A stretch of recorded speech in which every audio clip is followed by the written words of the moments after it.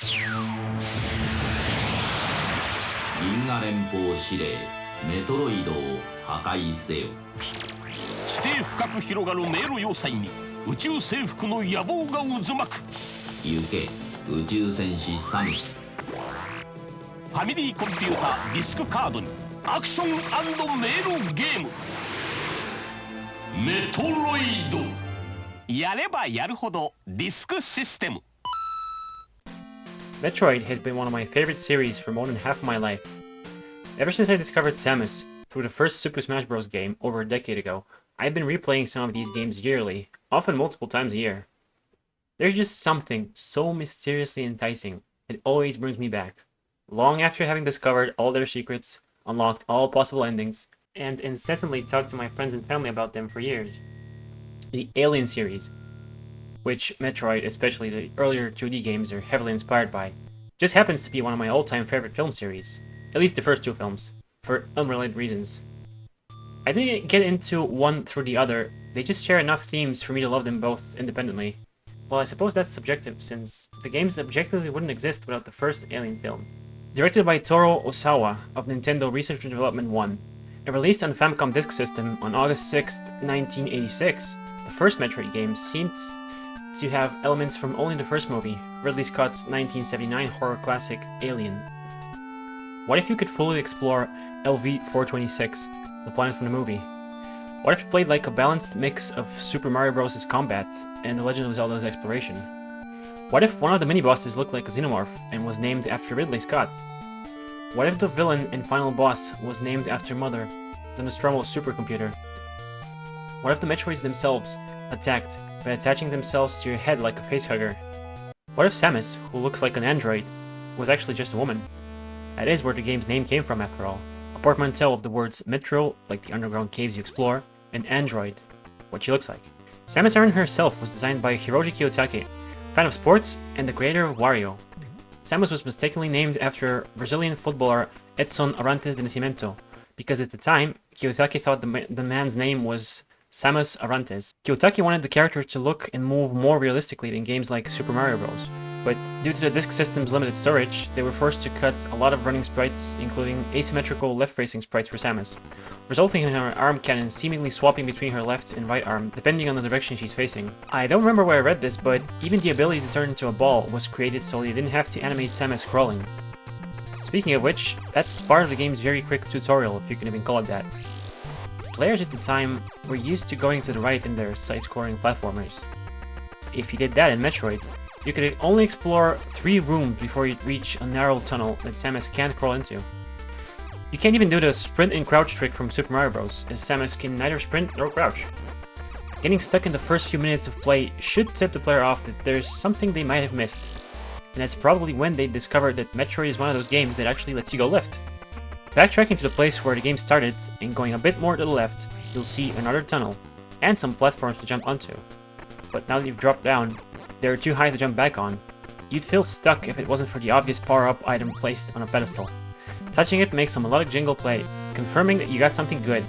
It doesn't make you jump any higher, so that's not it, but if you press down on the D-pad, you turn into a ball, just small enough to roll into the tunnel and get out of there.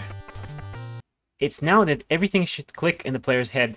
The other tunnel in the third room, how you couldn't get through it until you explored more of the world, and how you have to go back to it from memory.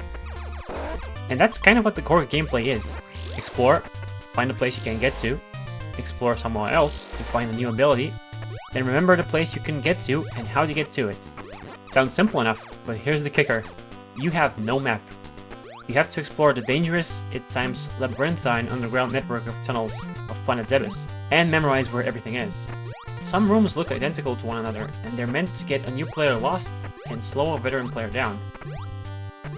Among the names of designers you'll find Yoshio Sakamoto, who had previously worked on some of Nintendo's older arcade and Game & Watch games, like the Donkey Kong games and Wrecking Crew. He would famously go on to direct or produce the 2D Metroid games from Super Metroid to Dread. Another designer is Hirofumi Matsuoka, who would later work on titles such as Super Mario Land, Super Metroid, the sequels of Wario Land, and early WarioWare games, among others. The manual only has a very minimalist map, and it only shows you where the areas are located relative to each other, and which mini-bosses they house. Your actual goal in Metroid is to become more powerful as you explore. Find and defeat Kraid and Ridley, the two mini-bosses, in order to unlock the final area of the game where the final boss, Mother Brain, is located. Samus Aran is a space hunter after all, and Mother Brain is her target. Other than what power-ups and enemies do, the game's manual also tells us the story of Metroid. Makoto Kano, who is credited for the game's scenario, would go on to be the artist of Kid Icarus, one of the designers of Metroid 2, and producer of Super Metroid. Now let's read the Metroid story. In the year 2000 of the history of the cosmos, representatives from the many different planets in the galaxy established a congress called the Galactic Federation, and an age of prosperity began. A successful exchange of cultures and civilization resulted, and thousands of interstellar spaceships ferried back and forth between planets. But space pirates also appeared to attack spaceships. The Federation Bureau created the Galactic Federation Police, but the pirates' attacks were powerful and it was not easy to catch them in the vastness of space. The Federation Bureau and the Federation Police called together warriors known for their great courage and sent them to do battle with the pirates. These great warriors were called Space Hunters. They received large rewards when they captured pirates and made their living as space bounty hunters. It is now the year 2000x5 of the history of the cosmos, and something terrible has happened. Space pirates have attacked a deep space research spaceship and seized a capsule containing an unknown life form that had just been discovered on planet SR-388. This life form is in a state of suspended animation, but can be reactivated, and will multiply when exposed to beta rays for 24 hours. It is suspected that the entire civilization of planet SR-388 was destroyed by some unknown person or thing, and there's a strong possibility that the life form just discovered was the cause of the planet's destruction. To carelessly let it multiply would be extremely dangerous. Federation researchers had named it Metroid and were bringing it back to Earth when it was stolen by the space pirates. If Metroid is multiplied by the space pirates and then used as a weapon, the entire galactic civilization will be destroyed. After a desperate search, the Federation Police have at last found the pirates' headquarters, the fortress planet Zebes, and launched a general attack. But the pirates' resistance is strong, and the police have been unable to take the planet. Meanwhile, in a room hidden deep within the center of the fortress, the preparations for multiplying the Metroid are progressing steadily. As a last resort, the Federation Police have decided on this strategy: to send a space hunter to penetrate the center of the fortress and destroy the Mother Brain. The space hunter chosen for this mission is Samus Aran. He is the greatest of all space hunters, and has successfully completed numerous missions that everybody thought were absolutely impossible. He is a cyborg. His entire body has been surgically strengthened with robotics, giving him superpowers.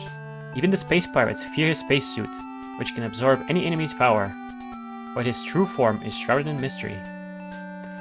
The planet Zebes is a natural fortress. Its sides are covered with a special kind of stone, and its interior is a complicated maze. On top of that, the pirates have planted devices and booby traps in the maze, and the pirates' eerie followers lie in wait around every corner. Samus has now succeeded in penetrating Zebes, but time is running out. Will he be able to destroy the Metroid and save the galaxy? Take a shot every time you see or hear something that was later retconned. It was sometime during development that the team decided to make Samus a woman. The Japanese manual uses gender-neutral pronouns, while the English manual straight up calls Samus a he. Brinstar itself is a mostly natural area comprised of blue rocks, some orange sections, and some artificial structures that have some vegetation, likely to show their age. If you explore enough, you'll come across some special, strikingly artificial rooms containing items which enhance your abilities.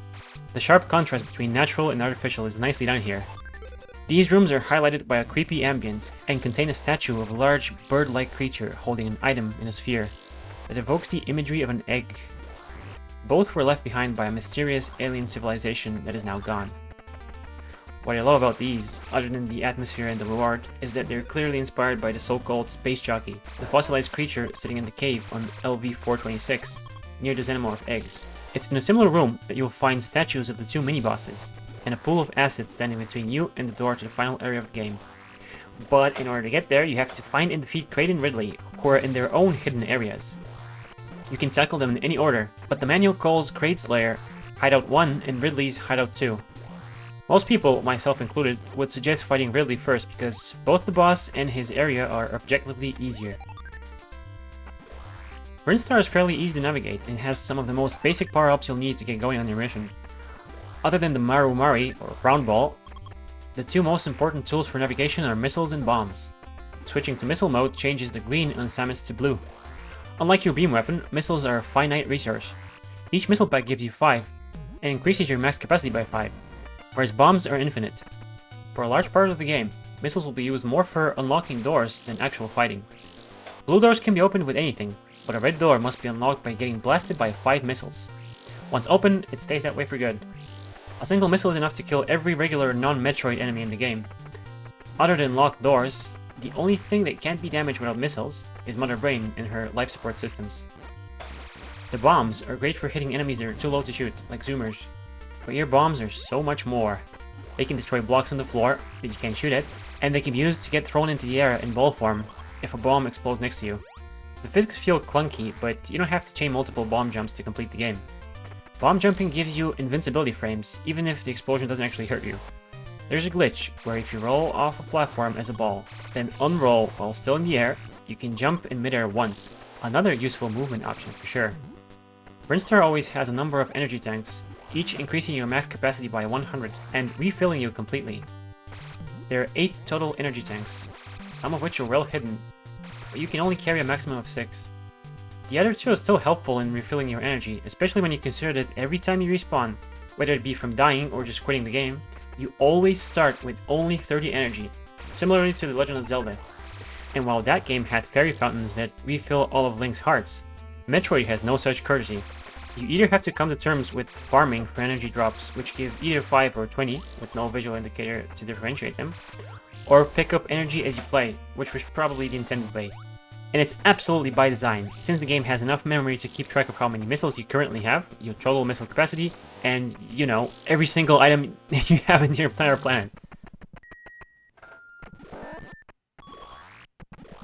To play devil's advocate, this forces the player to plan their route every time they pick the game back up.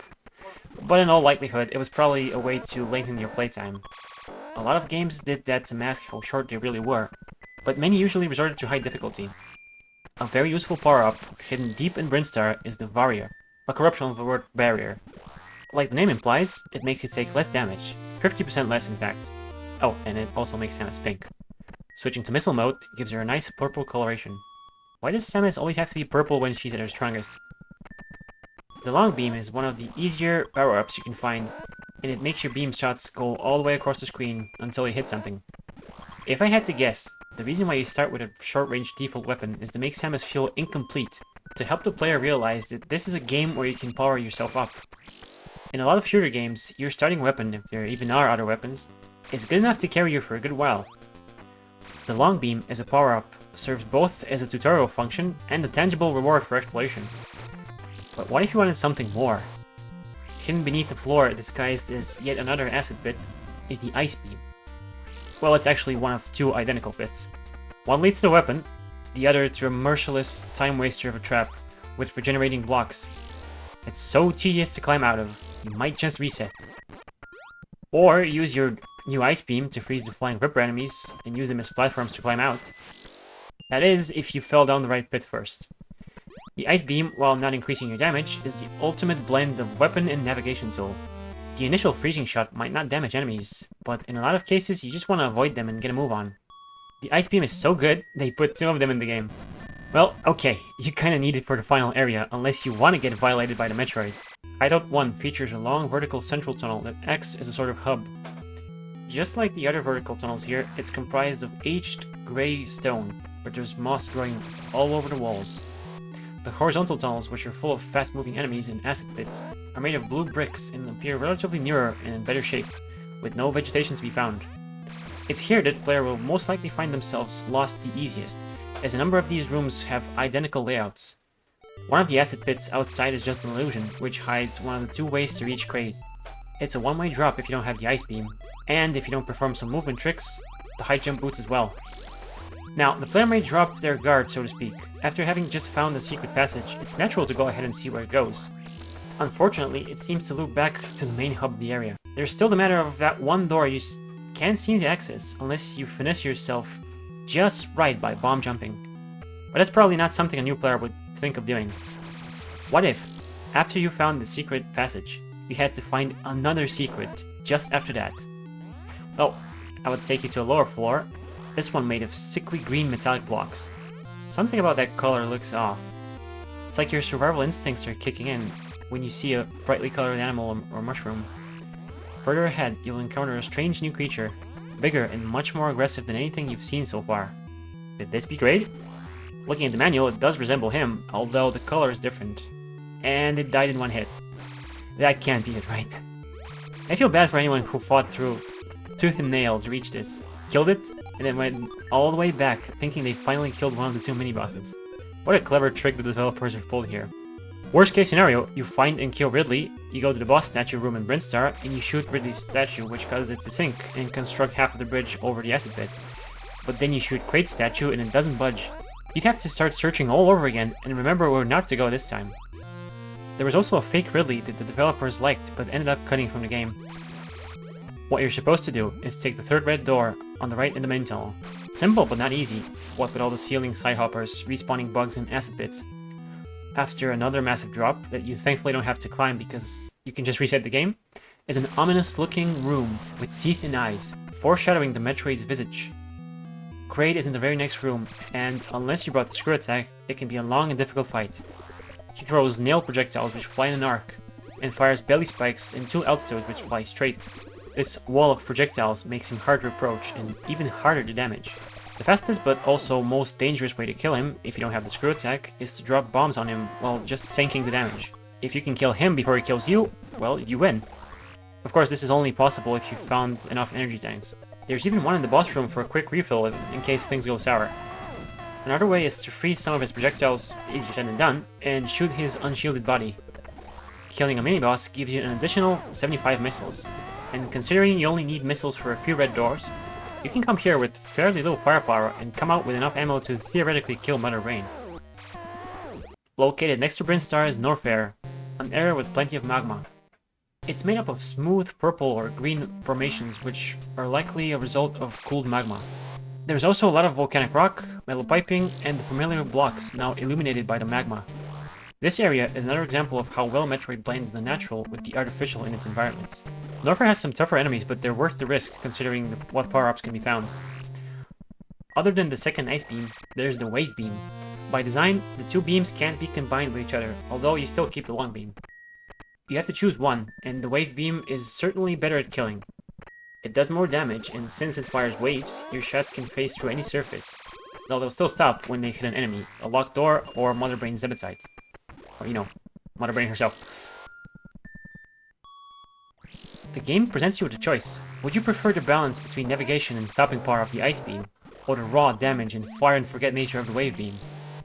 Norfair also houses the height jump, which is as useful as it sounds, and the screw attack, the ultimate tool of destruction.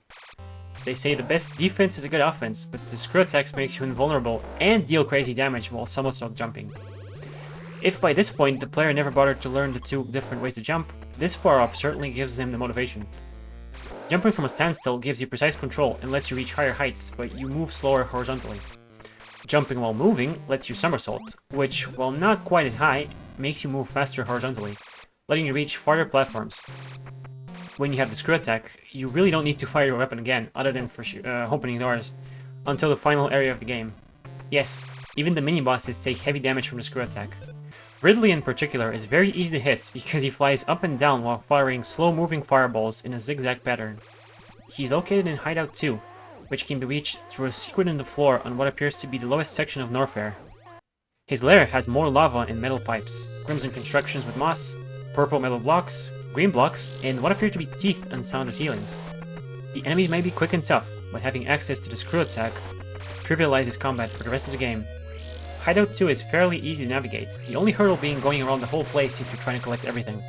There's also the illusory floor trap near the energy tank, but at this point it should look suspiciously out in the open to an attentive player. The door behind Ridley's room needs 10 missile blasts to unlock, and has an energy tank down a long corridor with invisible floors over a lava pit with enemies flying down from the ceiling to get you.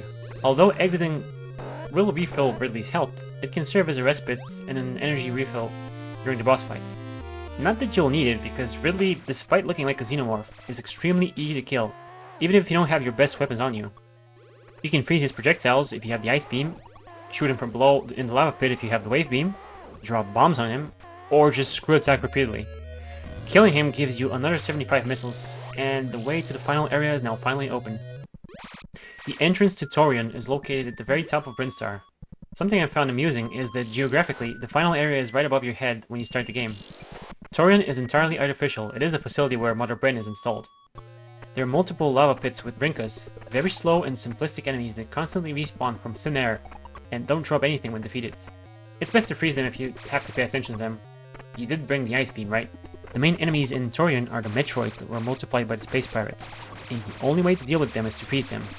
I say deal because, unlike the Rinkas, these vicious parasites are very hard to ignore, as they're extremely aggressive, and if one latches onto you, it'll start sucking your suit's energy at a steady rate. In order to force a feeding Metroid to release you, you have to drop bombs and let them explode on it. If you're not quick, it'll immediately attack you again.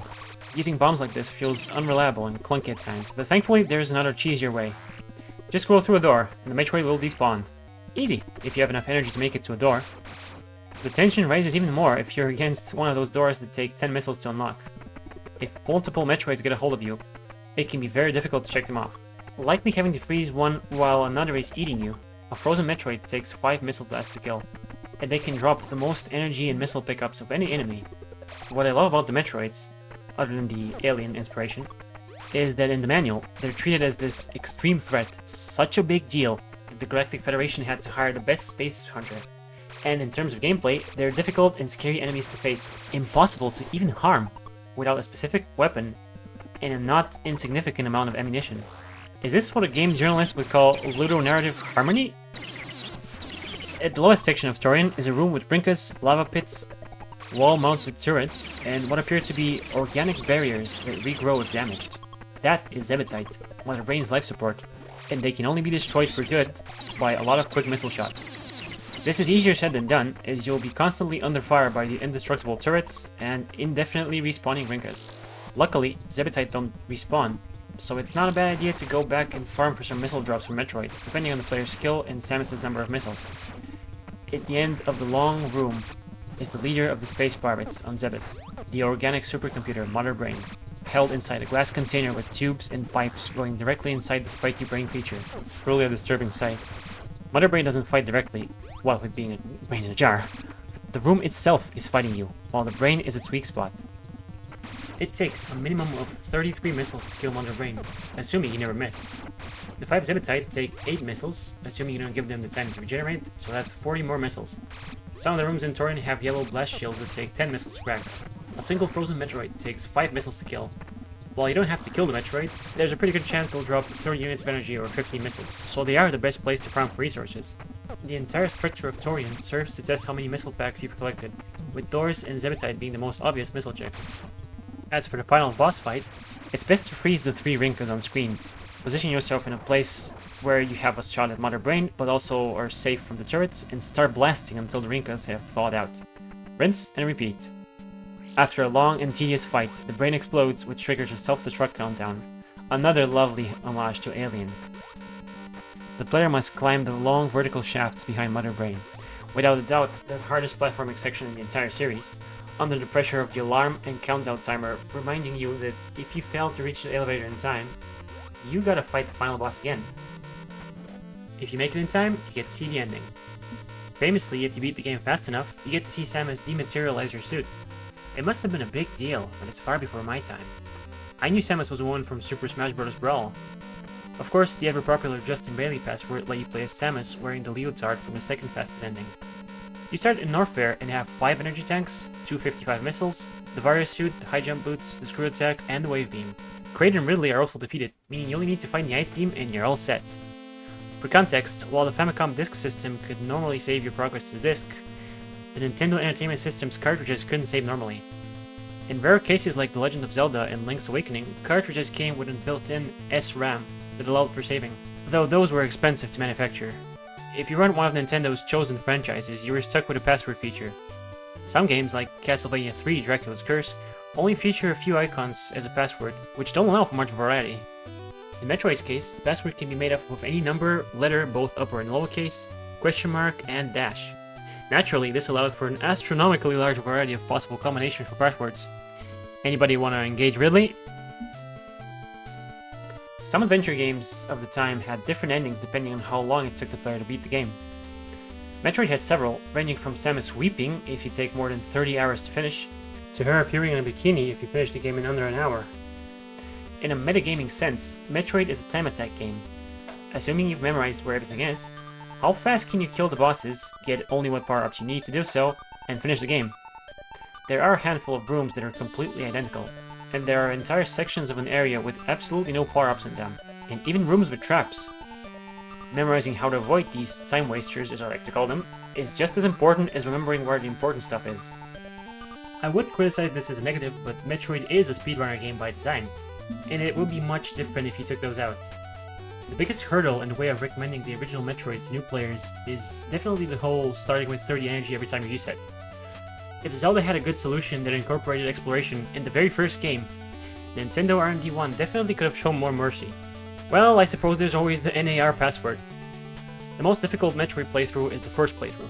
If you don't like looking up online maps, you could try and draw your own map, and I suppose the developers expected the player to do so.